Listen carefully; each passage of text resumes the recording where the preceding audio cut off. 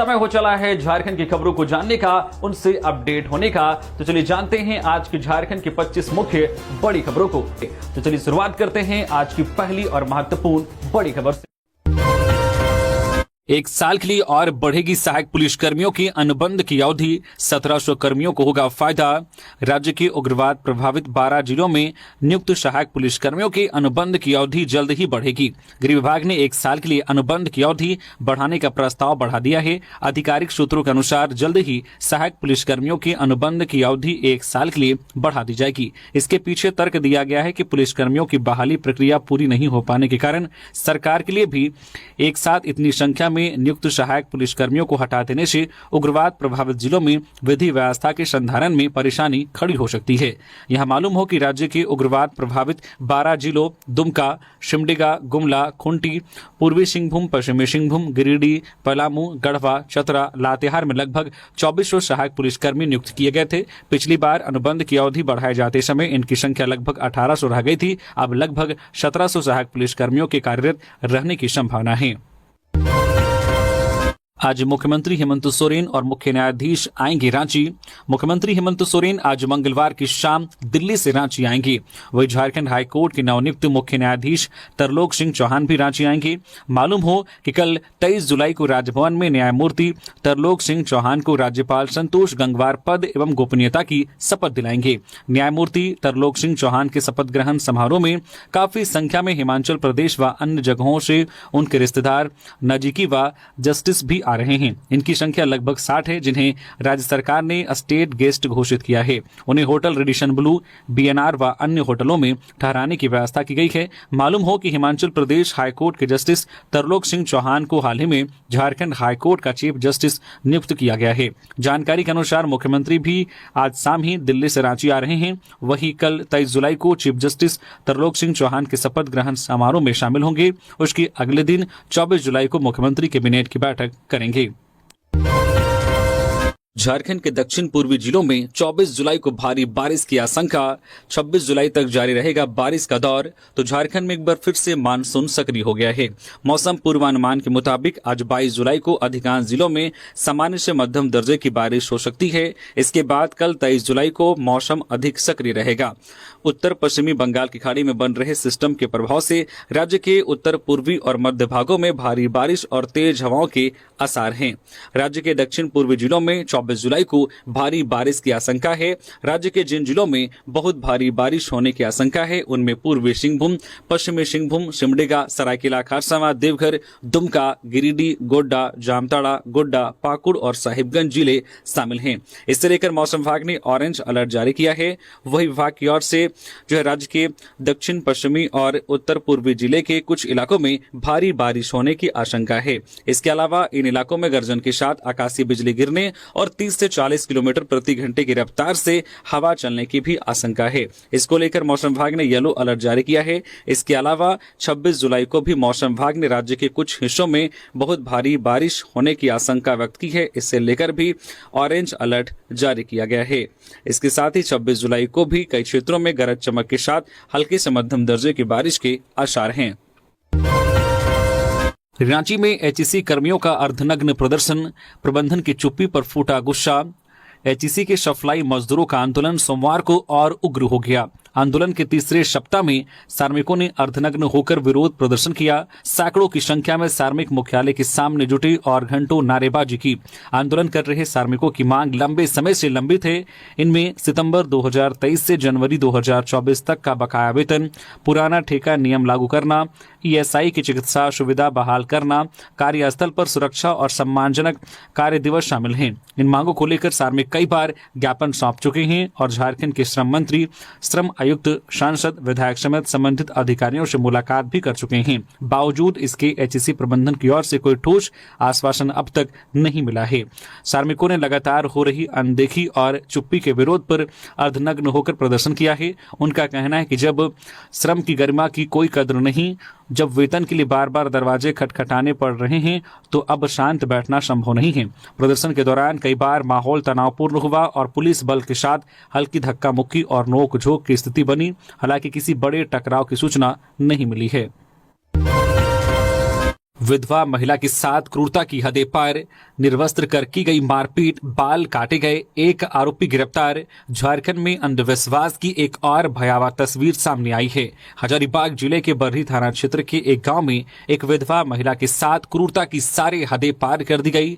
महिला को निर्वस्त्र करके पीटा गया, उसके बाल काटे गए, शरीर पर ब्लेड से वार किए गए और तांत्रिक क्रियाएं की गई। मामले को लेकर प्राथमिकी दर्ज कर ली गई है। पीड़िता के अनुसार शुक्रवार रात गांव के 7 लोगों ने उसे घर से जबरन उठा लिया, एक घर में बंद कर दिया और बेरहमी से पीटा। इसके बाद उसे गया जिले के एक तांत्रिक के पास ले जाया गया, जहां उसका सिर मुंडवा दिया गया। उसके बाद ब्लेड से शरीर के कई हिस्सों में वार करके तांत्रिक क्रियाएं की गई।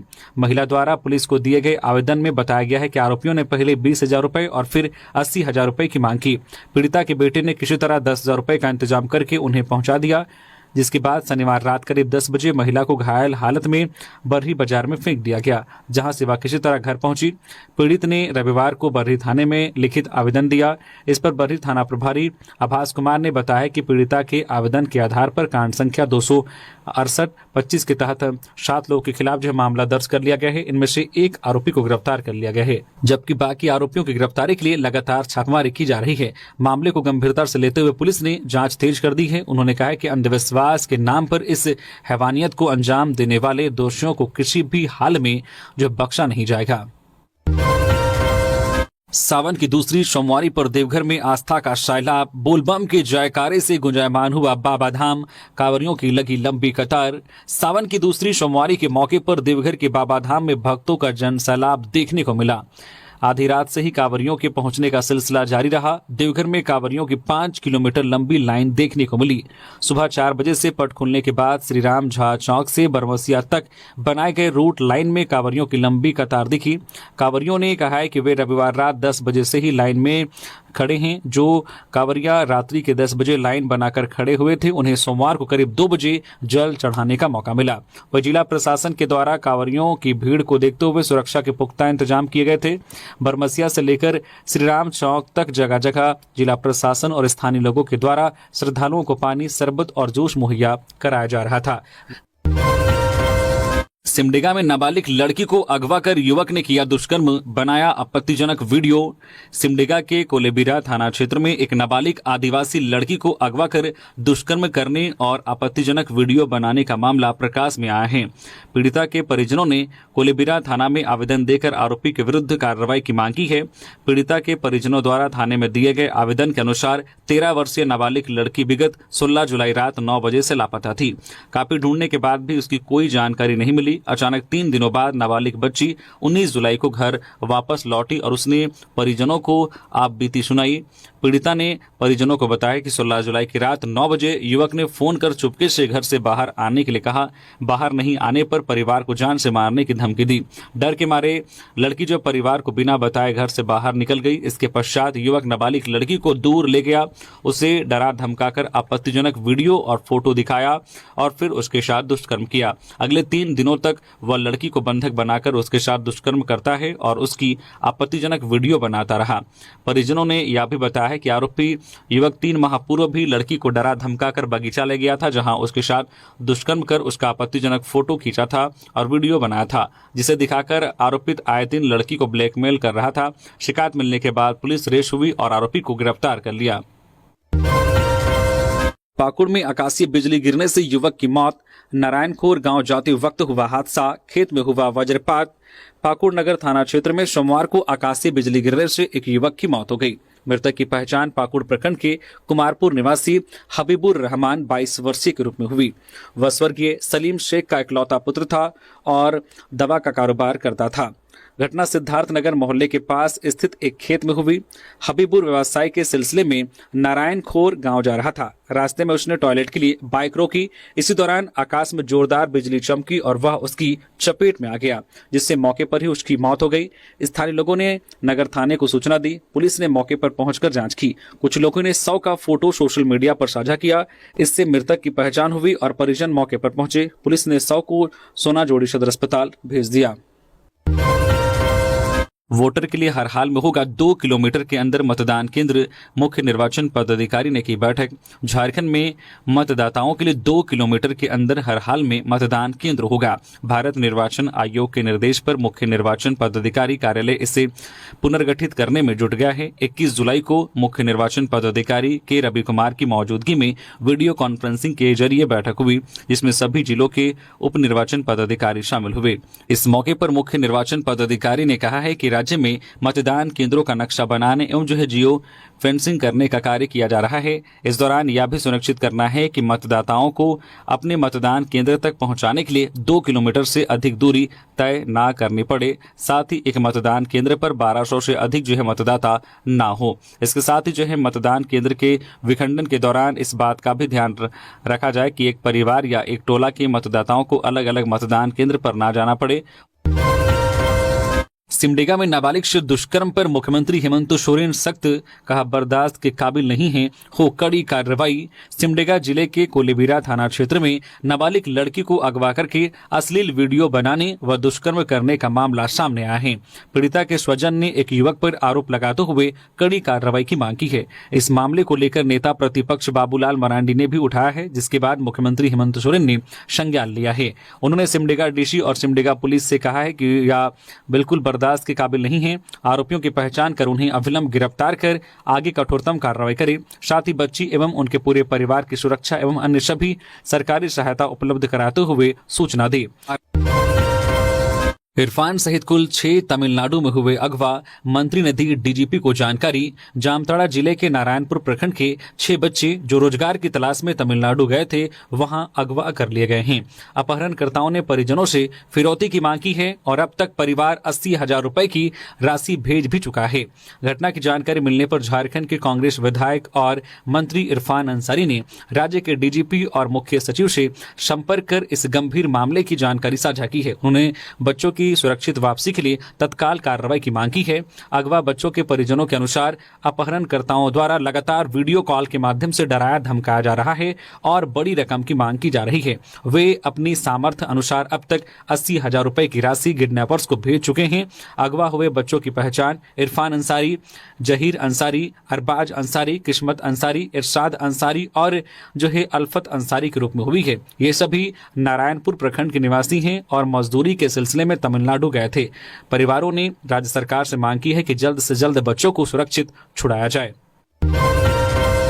झारखंड में बंद पड़ी कोयला खदानें बनेंगी पर्यटन स्थल, जेटीडीसी और सीसेल के बीच हुआ एमओयू। झारखंड माइनिंग टूरिज्म को लेकर एमओयू साइन सेरेमनी कार्यक्रम का आयोजन सोमवार को प्रोजेक्ट भवन में संपन्न हुआ। जेटीडीसी और सीसेल के बीच एमओयू हुआ। कार्यक्रम में राज्य के पर्यटन मंत्री सुदिव्य कुमार सोनू के अलावा जेटीडीसी और सीसेल के अधिकारी भी शामिल हुए। झारखंड सरकार राज्य में बंद पड़ी कोयला खदानों को पर्यटन स्थल के रूप में विकसित करने की पहल कर रही है। इसको लेकर सरकार ने सीसेल के साथ एमओयू किया है। सरकार की पहल से लोगों को कोयला खदानों, खनन तकनीक और औद्योगिक प्रक्रियाओं की झलक देखने का मौका मिलेगा। झारखंड के बंद पड़ी कोयला खदानों को पर्यटन स्थल के रूप में विकसित किया जाएगा। स्कूल में 9वीं के छात्र की मौत, क्लासरूम के बाहर चक्कर आने से गिरा। 2 दिन पहले सांप ने काटा था। रामगढ़ के रामप्रसाद चंद्रभान सरस्वती शिशु विद्या मंदिर स्कूल में एक छात्र की संदिग्ध परिस्थितियों में मौत हो गई। 9वीं कक्षा का छात्र अमोल कुमार जब स्कूल के तीसरे फ्लोर पर अपनी कक्षा की ओर जा रहा था, तभी उसे अचानक चक्कर आ गया और वह जमीन पर गिर पड़ा। स्कूल प्रबंधन ने तुरंत छात्र को पास के प्राइम अस्पताल में भर्ती कराया। वहां डॉक्टरों ने उसे मृत घोषित कर दिया। परिजन उसे दूसरे अस्पताल ले गए, वहां भी डॉक्टरों ने उसे मृत घोषित कर दिया। रामगढ़ थाना प्रभारी इंस्पेक्टर पीके सिंह ने बताया है कि परिजनों के अनुसार 2 दिन पहले अमोल को सांप ने काटा था। परिवार ने झाड़ फूंक कराई थी। पुलिस सीसीटीवी फुटेज की जांच कर रही है। मजिस्ट्रेट की निगरानी में मामले की जांच होगी। मौत के सही कारण का पता पोस्टमार्टम रिपोर्ट से चलेगा। मंत्री इरफान अंसारी ने जनता दरबार में सुनी समस्याएं, अधिकारियों को भी दिए सख्त निर्देश। जन समस्याओं के समाधान के लिए कांग्रेस भवन में जनता दरबार का आयोजन किया गया। जनता दरबार में चिकित्सा, स्वास्थ्य एवं परिवार कल्याण तथा खाद्य आपूर्ति मंत्री डॉक्टर इरफान अंसारी ने लोगों की समस्याओं को सुना तथा मौके पर ही संबंधित विभाग के अधिकारियों को समस्याओं के समाधान हेतु निर्देश दिए। जनता दरबार में बारी बारी से क्रमवार डॉक्टर इरफान अंसारी के समक्ष कुल 123 लोगों ने अपनी समस्या समस्याओं को रखा, जिस पर उन्होंने तत्काल पहल करते हुए अधिकारियों से समाधान का रास्ता निकालने को कहा। जनता दरबार में आए कुल मामलों में सिल्ली में जनप्रतिनिधियों द्वारा विभिन्न एनजीओ को दिए गए एम्बुलेंस, राज्यसभा सांसद दीपक प्रकाश द्वारा गंज परिवार को दिए गए कार्डियक एम्बुलेंस के संचालित नहीं होने को लेकर मामला आया। इसके अलावा स्वास्थ्य केंद्र निर्माण संबंधित आपूर्ति विभाग, इलाज, थाना, आपदा प्रबंधन, राशन कार्ड, स्थानांतरण, जमीन संबंधित मामलों के अलावा विभिन्न विभागों से संबंधित समस्याएं मंत्री के समक्ष लोगों ने रखा। कई मामलों में डॉक्टर इरफान अंसारी द्वारा अधिकारियों को सीधे निर्देश दिया गया तथा कई समस्याओं के समाधान हेतु प्रक्रिया में तेजी लाने का निर्देश दिया एवं कार्य की प्रगति से अवगत कराने का भी निर्देश दिया। जनता दरबार में रांची, गुमला, धनबाद, पलामू, चतरा, गिरिडीह, हजारीबाग, खूंटी सहित विभिन्न जिलों के लोगों ने अपनी समस्याओं को रखा। रिम्स में अब मुख्यमंत्री स्वास्थ्य बीमा के तहत भी होगा इलाज, कर्मचारियों को मिलेगा सीधा लाभ। राज्य के प्रमुख चिकित्सा संस्थान रिम्स को मुख्यमंत्री स्वास्थ्य बीमा योजना के अंतर्गत पैनल में शामिल कर लिया गया है। इस महत्वपूर्ण निर्णय से अब रिम्स में इलाज कराने वाले मुख्यमंत्री स्वास्थ्य बीमा योजना के पात्र मरीज सीधे इस योजना का लाभ उठा सकेंगे। यह कदम रिम्स आने वाले गरीब और जरूरतमंद मरीजों के लिए बड़ी राहत लेकर आया है, क्योंकि अब उन्हें गुणवत्तापूर्ण इलाज के लिए आर्थिक चिंताओं से नहीं जूझना पड़ेगा। इस योजना के दायरे में रिम्स के सभी अधिकारी, चिकित्सक, कर्मचारी और उनके आश्रितों को भी लाया गया है। यह रिम्स में कार्यरत सभी लोगों की स्वास्थ्य सुरक्षा के लिए एक बड़ा और कल्याणकारी कदम है। इस संबंध में रिम्स और झारखंड स्टेट आरोग्य सोसाइटी के बीच जल्द ही एक समझौता ज्ञापन पर हस्ताक्षर किए जाएंगे, जिससे सभी प्रक्रियात्मक और प्रशासनिक कार्यों को औपचारिक रूप से क्रियान्वित किया जा सके। रांची में घर लौट रहे युवक को अपराधियों ने मारी गोली, अस्पताल में भर्ती। रांची के मांडर थाना क्षेत्र में गोलीबारी की सूचना मिली है।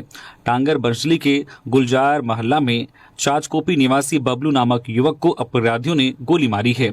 युवक मांडर से रांची काम करने के लिए आया था। सोमवार शाम को रांची लोहरदगा ट्रेन से वह अपना घर लौट रहा था। ट्रेन से उतरकर घर जाने के क्रम में उसे गोली मारी गई। युवक को घायल अवस्था में स्थानीय लोगों ने अस्पताल में भर्ती किया है। जानकारी के अनुसार पुरानी रंजिश में घटना को अंजाम देने की आशंका जताई जा रही है। घायल युवक को पूर्व में बेड़ो थाना की पुलिस ने एक हत्याकांड में जेल भेजा था। सूत्रों का कहना है कि उसी हत्याकांड का बदला लेने के लिए युवक को गोली मारी गई है। 15 अगस्त से सदर अस्पतालों में फ्री वाईफाई, बड़े शहरों के डॉक्टरों की ओपीडी भी होगी शुरू। स्वास्थ्य, चिकित्सा, शिक्षा एवं परिवार कल्याण मंत्री डॉक्टर इरफान अंसारी ने सोमवार को नामकुम स्थित आईपीएच सभागार में राज्य के सभी जिलों के सिविल सर्जनों के साथ विभिन्न स्वास्थ्य योजनाओं एवं कार्यक्रमों की समीक्षा बैठक की। इस दौरान मंत्री ने निर्देश दिया है कि सदर अस्पतालों की व्यवस्था तुरंत सुधारी जाए। मामूली बीमारियों के लिए मरीजों को रिम्स रेफर करने की आदत को बंद किया जाए। डॉक्टर, दवा और एम्बुलेंस की कमी का बहाना अब नहीं चलेगा। मरीज को बेहतर इलाज मिले, यही हमारी सर्वोच्च प्राथमिकता होनी चाहिए। मौके पर उन्होंने कई अहम निर्देश दिए, साथ ही कई घोषणाएं भी की। पलामू में मंदिर से लौट रही महिला से लूट, 4 बदमाशों ने केमिकल सुंघाकर की वारदात, 3 लाख के जेवर लेकर हुए फरार।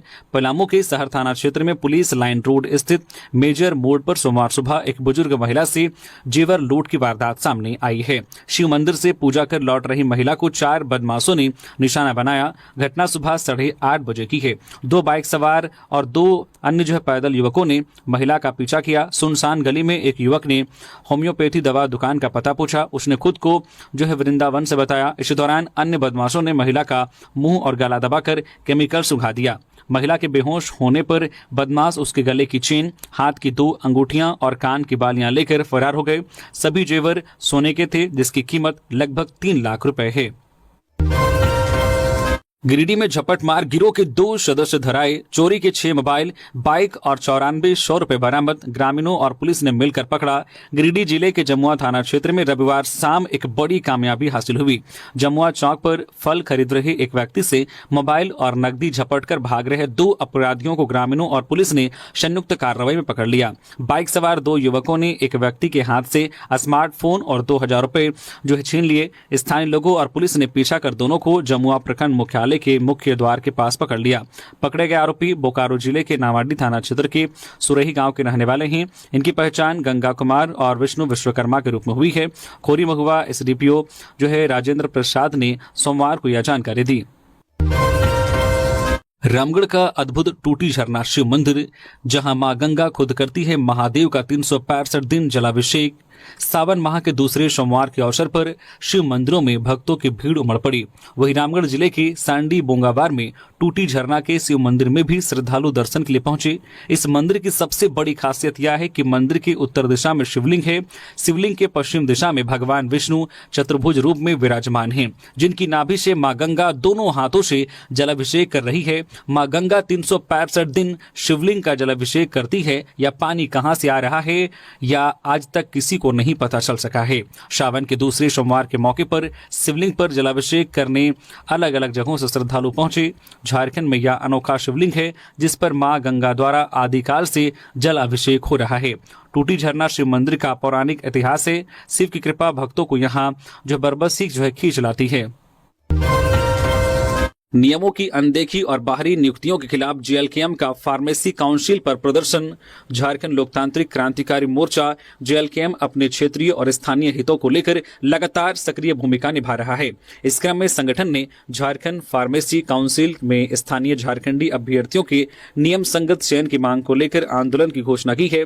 आगामी 23 जुलाई बुधवार को संगठन Jharkhand state pharmacy council Bariatu Ranchi कार्यालय के समक्ष धरना प्रदर्शन करेगा। संगठन के नेतृत्वकर्ता देवेंद्र नाथ महतो ने मीडिया को जानकारी देते हुए बताया कि फार्मेसी काउंसिल में निबंधक, रजिस्ट्रार एवं सदस्यों का चयन झारखंडी अभ्यर्थियों में से नियमों के अनुसार होना चाहिए। उन्होंने आरोप लगाया है कि वर्तमान में निबंधक सह सचिव प्रशांत कुमार पांडे का औपबंधिक कार्यकाल 23 अप्रैल 2025 को समाप्त हो चुका है, फिर भी नियमों की अवहेलना कर उन्हें अनुचित रूप से पुनः पदस्थापित किया गया है। यह प्रक्रिया न केवल अपारदर्शी है बल्कि इससे फार्मेसी छात्रों की शिक्षा व्यवस्था भी बाधित हो रही है। महतो ने कहा है कि काउंसिल में केवल योग्य सरकारी सेवा में कार्यरत और स्थानीय झारखंडी अभ्यर्थियों को ही चयनित किया जाना चाहिए ताकि संस्था की पारदर्शिता और कार्यक्षमता बनी रहे।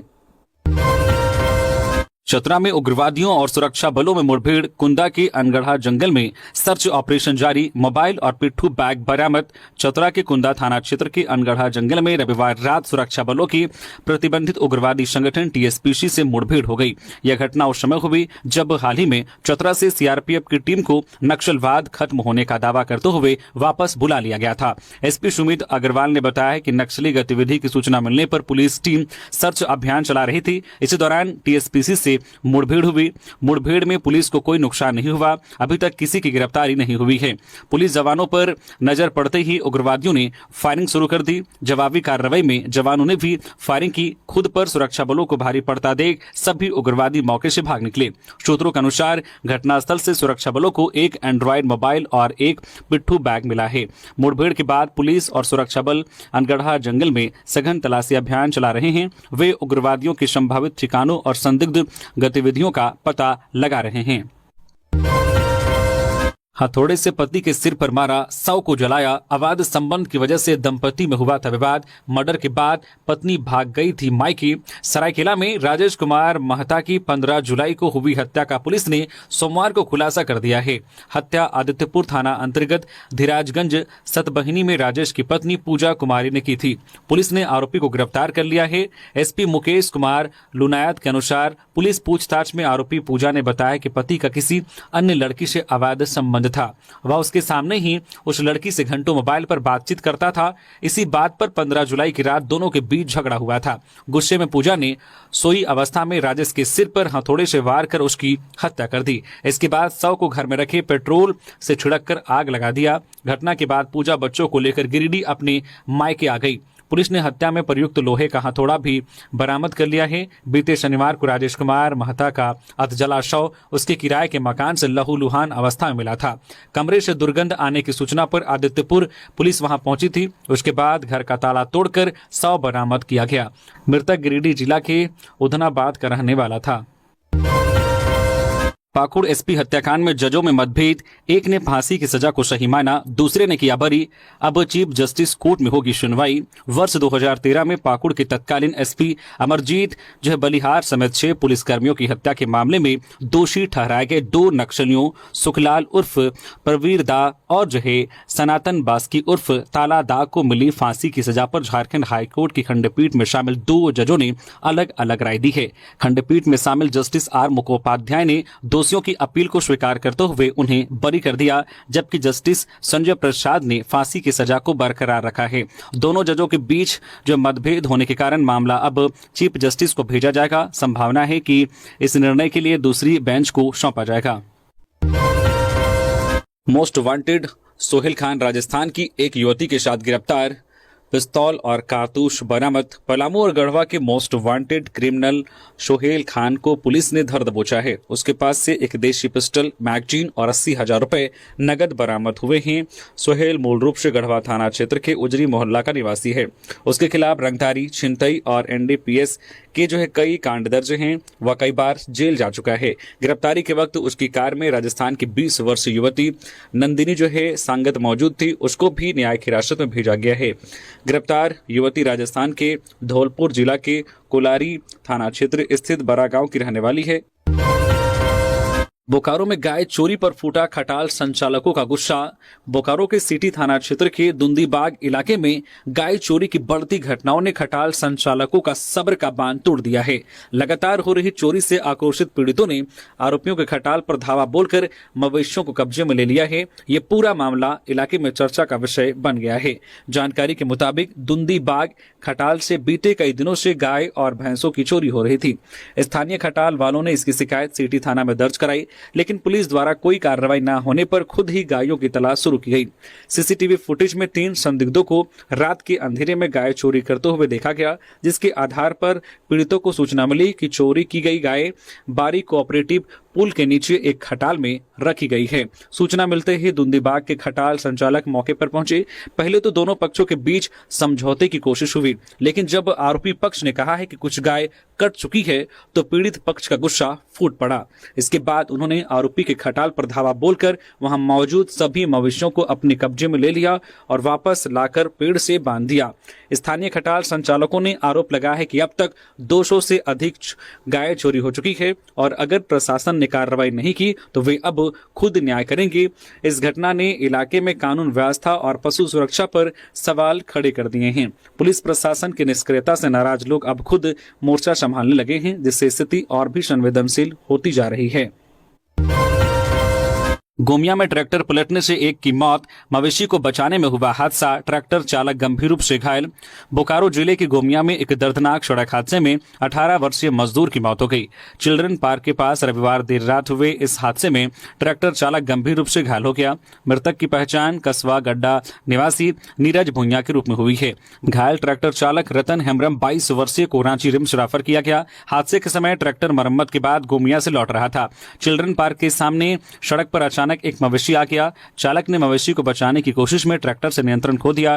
ट्रैक्टर सड़क किनारे 10 फीट गहरे गड्ढे में पलट गया।